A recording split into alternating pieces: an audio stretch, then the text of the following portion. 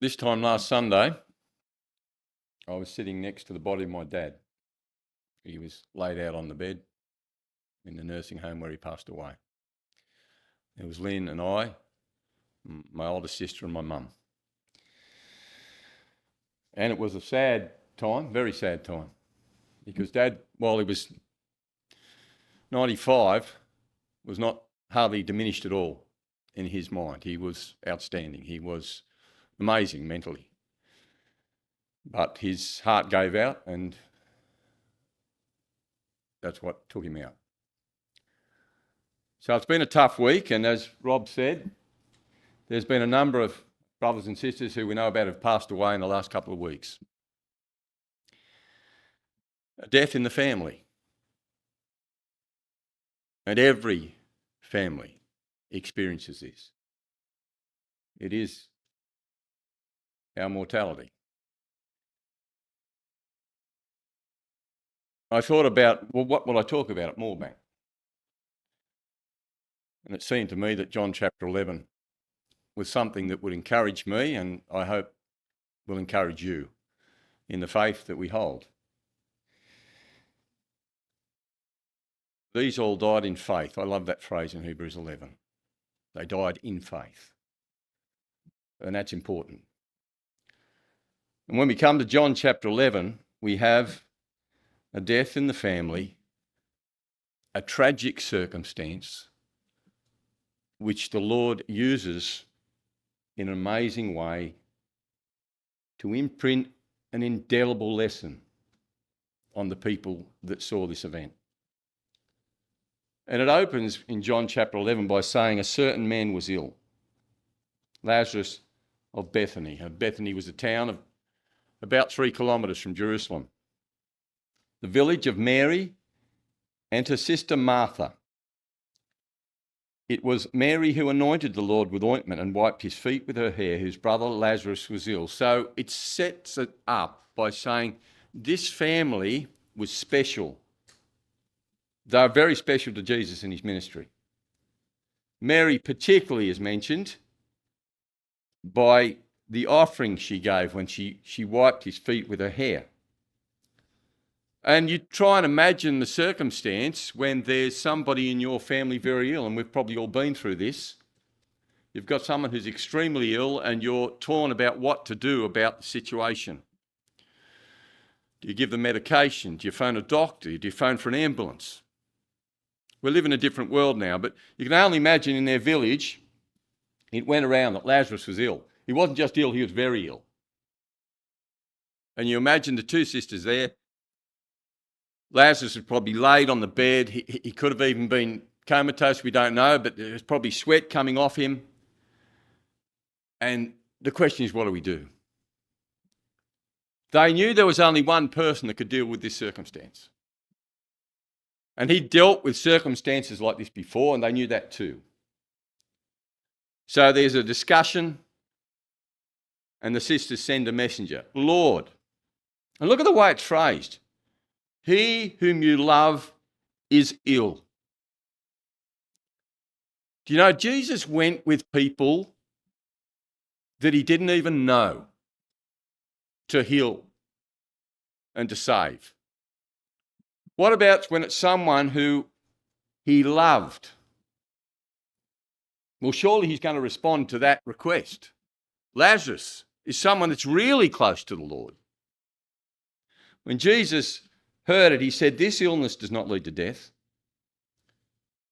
It is for the glory of God, so that the Son of God may be glorified through it.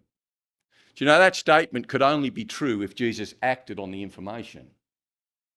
And you imagine the messenger hearing this statement from Jesus, this illness does not lead to death.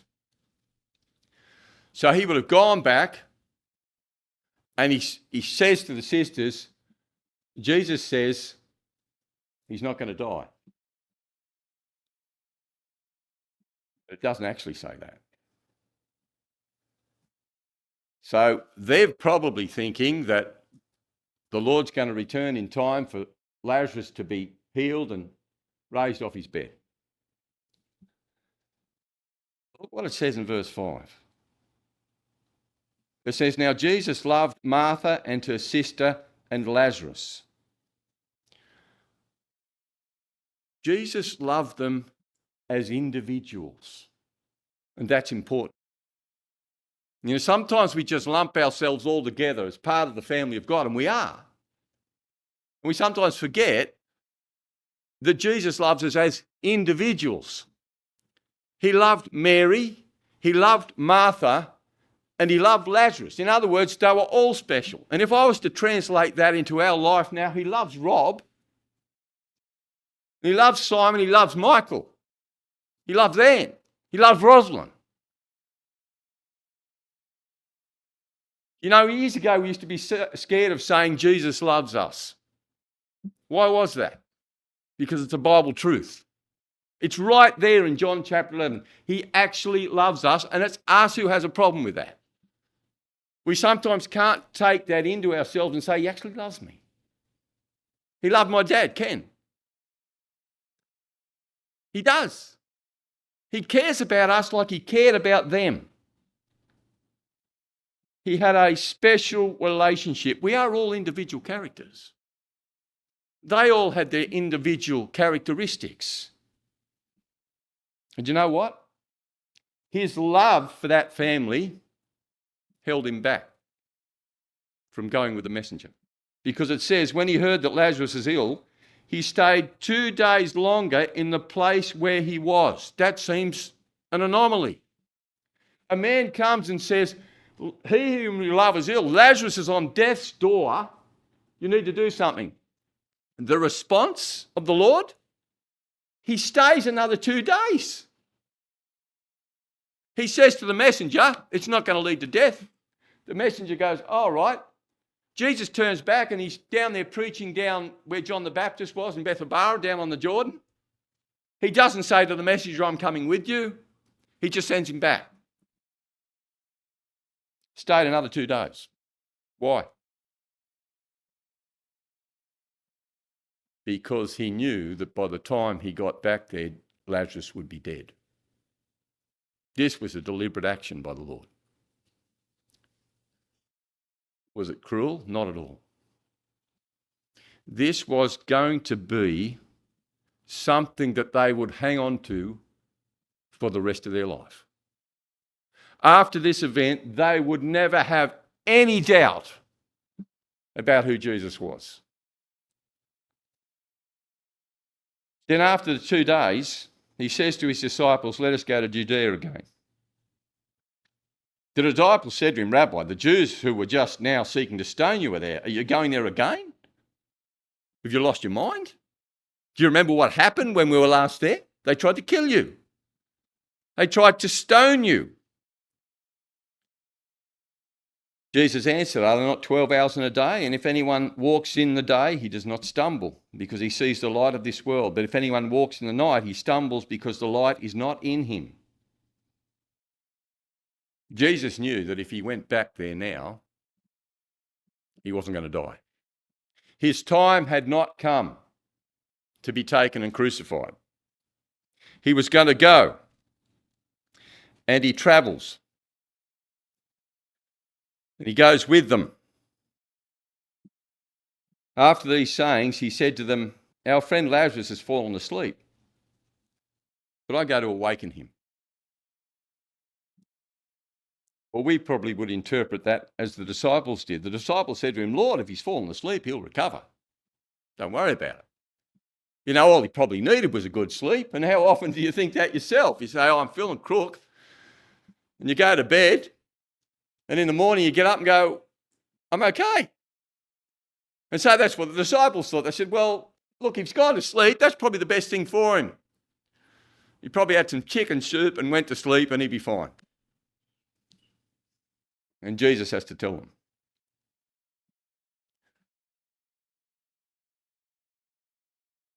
Jesus said to them plainly, Lazarus has died.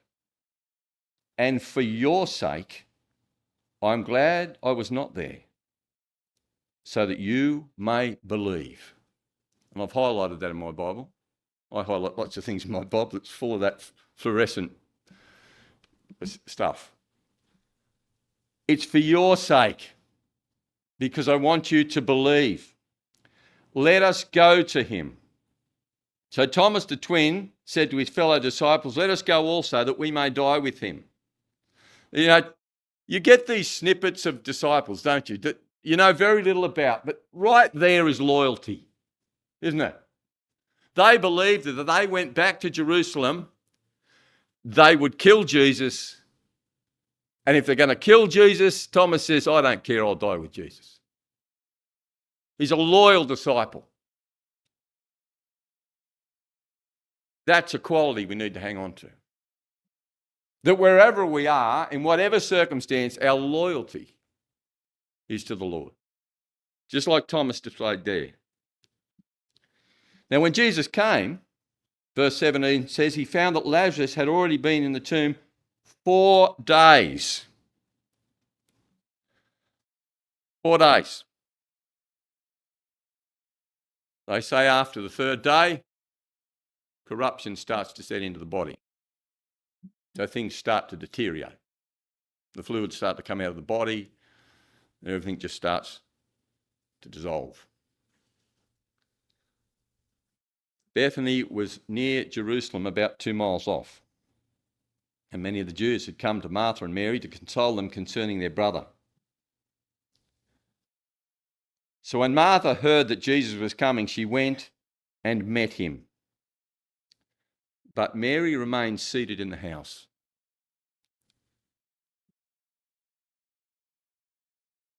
Just think about this for a moment in your mind. Jesus is coming towards Bethany, about 3k from Jerusalem. A lot of the Jews had come up from Jerusalem because Lazarus is known. And you know the remarkable thing, the only thing we know about Lazarus is this event. There was a man who died and was raised again. And yet incredibly, in the 21st century in Australia, people still talk about Lazarus. Isn't it amazing? I remember John Howard, when he got re-elected, he said he was Lazarus with a triple bypass. Remember that? So even in today's world, thousands of years later, people know about this man Lazarus. This event reached way beyond that little town in Bethany. It's something for us to hang on to. Martha comes out to meet Jesus. Now, I don't know what it was like when she ran to meet Jesus, but she was distraught. She was distressed. She was weeping. She was mourning the death of a brother. So she runs out, but it says Mary sits still in the house.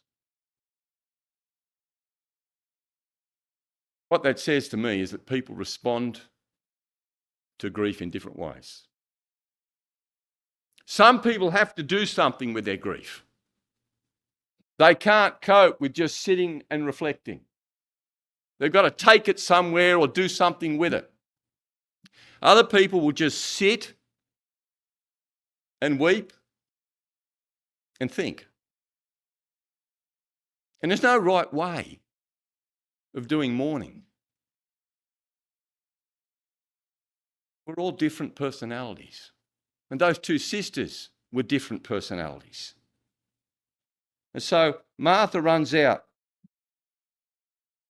Mary remains seated. Martha says to Jesus, Lord, if you'd been here, if only you'd been here, my brother would not have died. You can relate to that, can't you? I mean, I could say if only the Lord had returned before last Sunday, my father would not have died probably. And we can all think of somebody we know who we loved has died, and we said, well, if Jesus had been here, it wouldn't happen.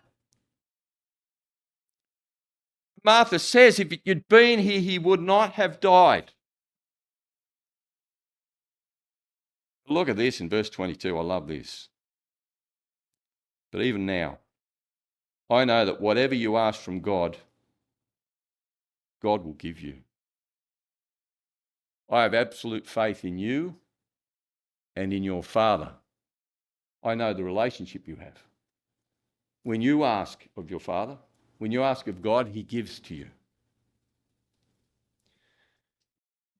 Jesus says to her, your brother will rise again. He doesn't go into a long, detailed explanation. He just says, your brother will rise again. Martha said to him, I know that he will rise in the resurrection on the last day. She understood that. She knew about resurrection. She'd been listening to Jesus. Jesus said to her, Martha, I am the resurrection and the life. I am, in other words, Martha, right now standing before you is the resurrection and the life. It's not just something reserved for the last day. Yes, it will happen in the last day, but right now, here, in this moment, I am the resurrection. You know, for those who are dead, Jesus is the resurrection. For us who are alive now, he is the life. We live in him. We are part of him. We are living his life in his steps. Whoever believes in me, though he die, yet shall he live.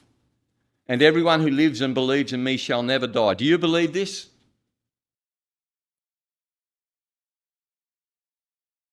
Do we believe it? I wrote that in my mind. Do I believe that? That if I die, I'll live again? That's what he says. Everyone who lives and believes in me shall never die. Do you believe this?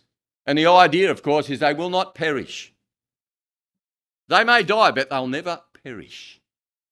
They are not gone forever. Because it's John's gospel that tells us God so loved the world that he gave his only begotten Son, that whoever believes in him shall not perish. And the word perish means complete cessation, obliteration. She said to him, yes, Lord, I believe that you are the Christ, the Son of God who is coming into the world. See what Jesus has done with Martha? He has fanned her faith. Isaiah 42 verse 3 says, a bruised reed he will not break, and smoking flax he will not quench. The Lord was a master at this. He never says you got the wrong idea. He doesn't dampen people down. He raises them up. He blows on that smoking flax and Martha, come with me on this journey. You're going to learn something.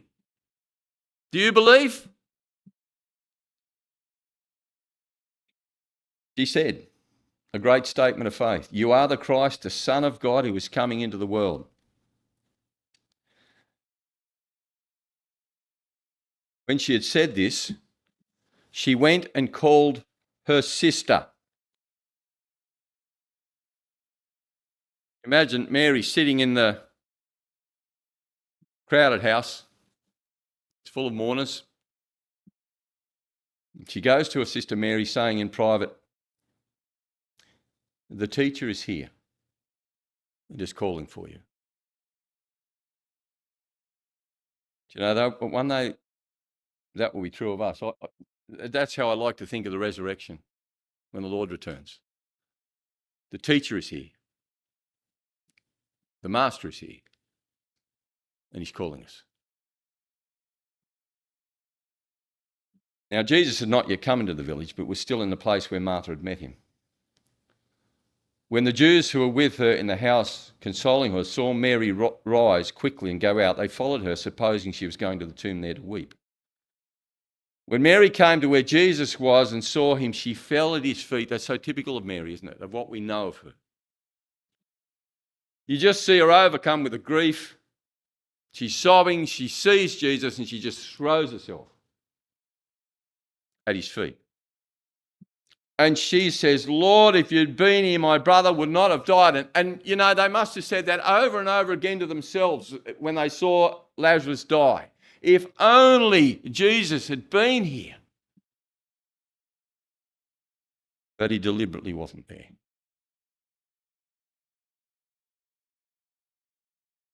When Jesus saw her weeping and the Jews who had come with her also weeping, he was deeply moved in his spirit and greatly troubled. You know, Hebrews says that he is a high priest who was touched with the feelings of our infirmities, made like us and tempted in all points, yet without sin. Sometimes we try and take away the Lord's humanity. And yet here it is revealed, the reality of his humanity. He was deeply troubled. "Where have you laid him?" they said to him. "Lord, come and see." So they take the Lord, and there it is, it's a tomb.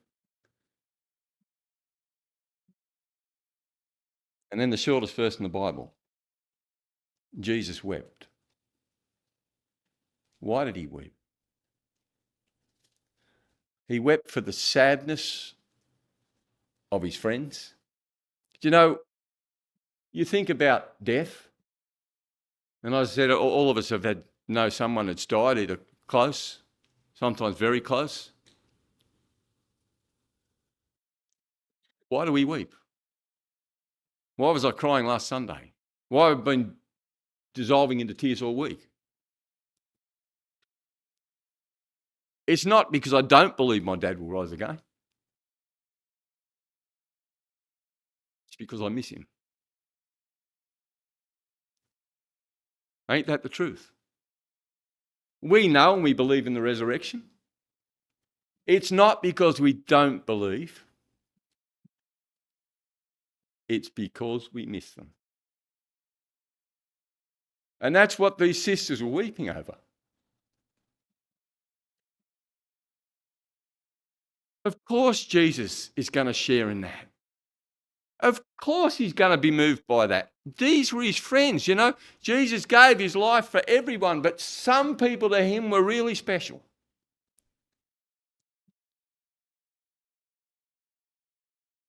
So the Jews said, "See how he loved him." But some of them said, "Could not he who opened the eyes of the blind man also have kept this man from dying?" There were people in two camps there. There were those who were genuinely mourning and who genuinely loved these women and their brother and Jesus, and there were other people there with a different agenda, as we will see. Couldn't he have stopped this man from dying? Well, yes, he could have, but he didn't want to because he's going to show something greater. You know, when you look at humanity,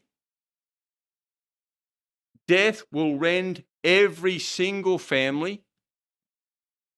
It will eventually take the life of everybody who ever lived on the planet. And everything in human life comes to loss. I have to keep that in my head, lest I be carried away with the wonderful technological age we live in. Everything in this life comes to loss. The only way we can gain is if we have Christ at the centre. If he is our resurrection and our life, we gain. If we have no association with him, we lose. And every day on this planet, thousands of people die, tens of thousands, sadly, and some believe that Jesus is the resurrection and the life, like Mary and Martha and Lazarus. And so then Jesus, deeply moved, comes to the tomb. It was a cave. And there was the cave, and there was a stone rolled across the mouth of the cave. Jesus says, "Take away the stone." Do you know, this is an amazing scene. Take away the stone. And there's this great crowd around. They're going, "What's he going to do?" Martha, ever the practical woman, says, "Lord, by this time there'll be an odour. He's been dead for 4 days. You think about this. This is a hot Middle Eastern climate. They didn't have refrigerated containers. This is just in a cave. Jesus said to her, "Did I not tell you that if you believed, you would see the glory of God?" So they took away the stone. Jesus lifted up his eyes. And again, this is a fabulous picture. Look at it in its stark reality. There's death literally staring them in the face. What does Jesus do? He says, "Take away the stone," and then he looks up to his Father.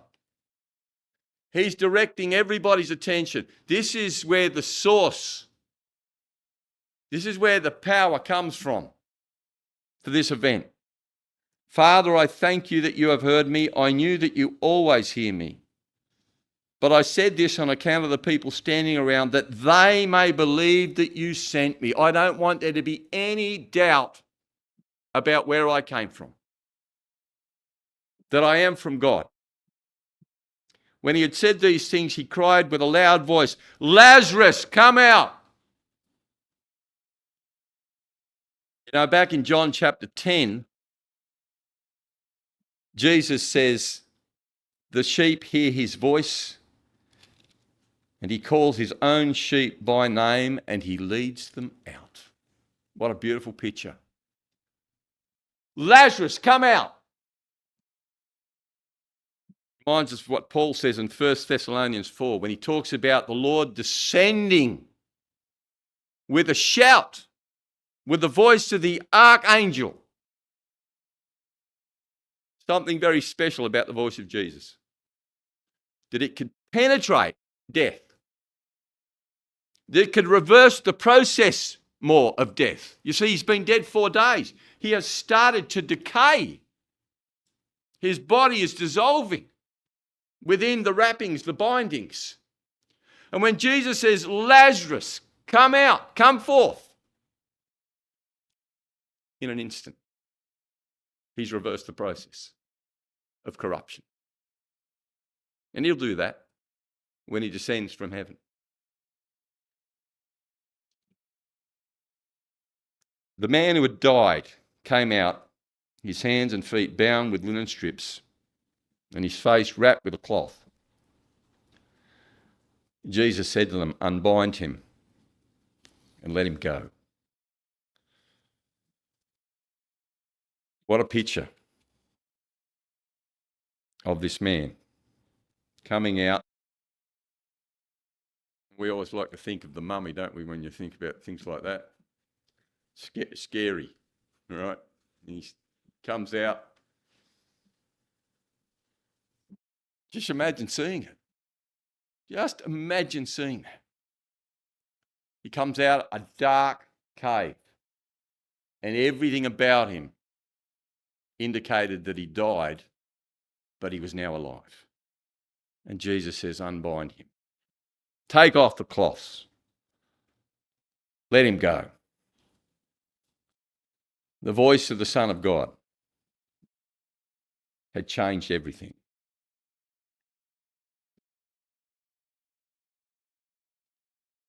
Lazarus would die again one day. This was a miracle, the greatest of miracles, the reversing of death, of the process of corruption. But one day, Lazarus would die again. The irony of this is incredible, because many of the Jews, therefore, it says in verse 45, who had come with Mary and had seen what he did, believed in him. But some of them went to the Pharisees and told what Jesus had done. And you see verse 47, so the chief priests and the Pharisees gathered a council and said, "What are we going to do?" That's astonishing, isn't it? Here's somebody who can raise the dead, reverse the process of corruption, and they have, let's say, an AB's meeting, right? What are we going to do? Well, shouldn't we be going, this is astonishing, we need to be on side with this man. Nobody could ever do this. They go, no, you know what the best thing to do is? Kill him and kill the man he brought back from the dead. Look, human beings, we're amazing, aren't we? We're absolutely amazing with what we can do and how twisted we become in our thinking. Of course, Caiaphas says, better that one man die, that the whole nation doesn't perish. The one man who can raise the dead, let's get rid of him. So they set about to kill Lazarus and kill Jesus. How incredible. Do you know, we come to remember our Lord now. And you know what the difference was with his resurrection and Lazarus's? When Lazarus came out of that tomb, he was bound. What does it say of the Lord? When the stone was taken away and the women got there, where were the clothes? They were laid aside. They weren't on Jesus. They were laid aside. And an angel sat on the stone. What was that saying? That was saying death has been defeated. He was never going back in that tomb. Yes, Lazarus would one day die again and go back to the tomb. But when the Lord was resurrected, he was never going back. He had defeated death for all time. And that stone would never be rolled back. God made sure of that. So we come to remember him now.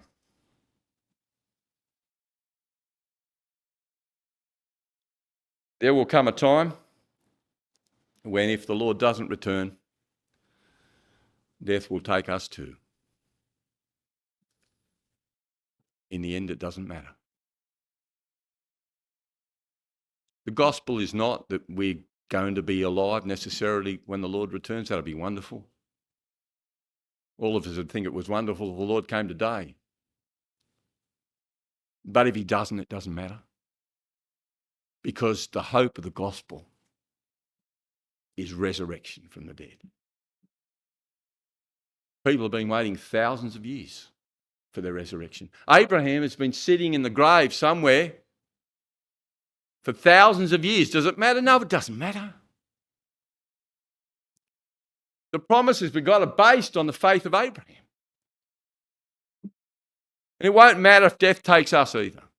We know it's going to happen at some stage. What matters is that we come to remember a man who never went back to the grave, who was free of those linen cloths for all time.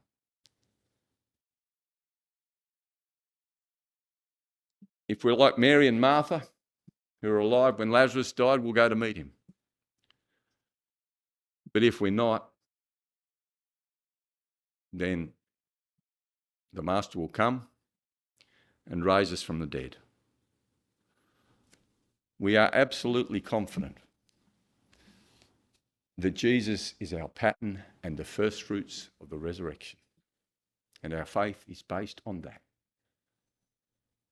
And as we wait now, we believe that he is our life now, our resurrection for the future, and that believing in those things, we have life in his name.